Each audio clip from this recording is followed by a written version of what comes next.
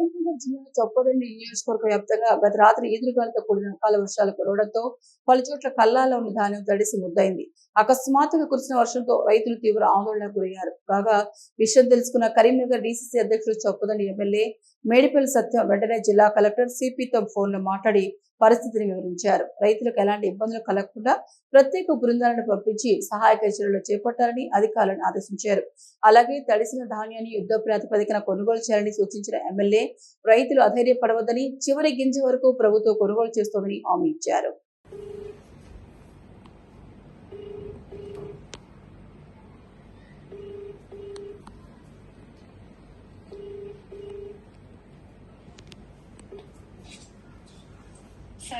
Madam good evening madam.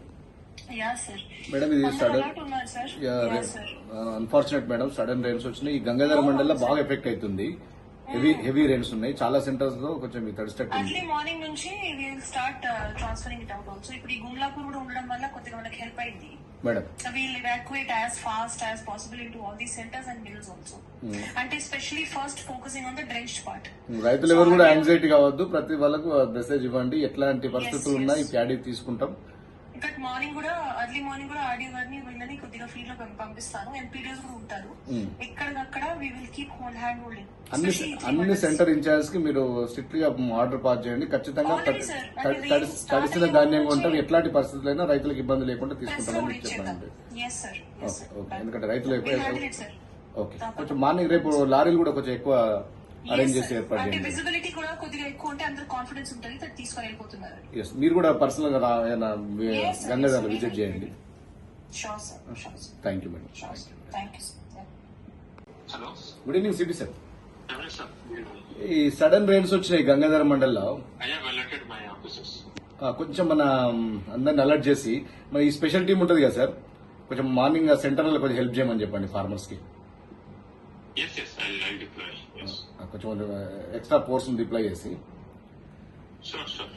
సెంటర్లలో farmers కొంచెం help చేయమని.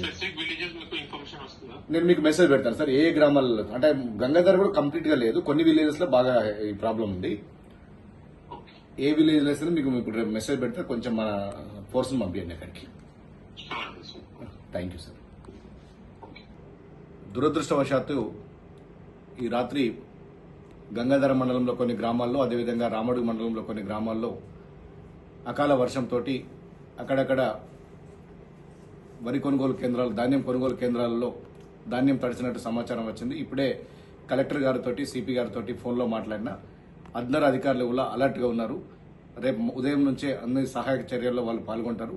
నేను రైతులందరికీ ఒకటే చెప్తున్నా, మీరు ఎలాంటి పరిస్థితుల్లో కూడా అధైర్యానికి లోను కావద్దు. తడిసిన ధాన్యాన్ని ప్రతి గింజను కూడా కొనుగోలు చేసే బాధ్యత మేము తీసుకుంటాం. దయచేసి ఎవరు కూడా, ఎందుకంటే ఇది ఊహించని సంఘటన, అనుకోకుండా వచ్చినటువంటి వర్షం వల్ల, ప్రకృతి వైపరీత్యం వల్ల ఇట్లాంటి నష్టం జరుగుతుంది.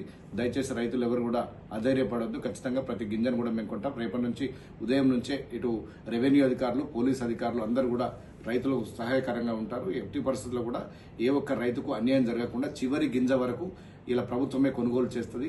ఖచ్చితంగా మీరు ఎవ్వరు కూడా దయచేసి అధైర్యపడవద్దని చెప్పి మీ అందరు కూడా చేతులెత్తి నమస్కరిస్తూ వేడుకుంటున్నాను.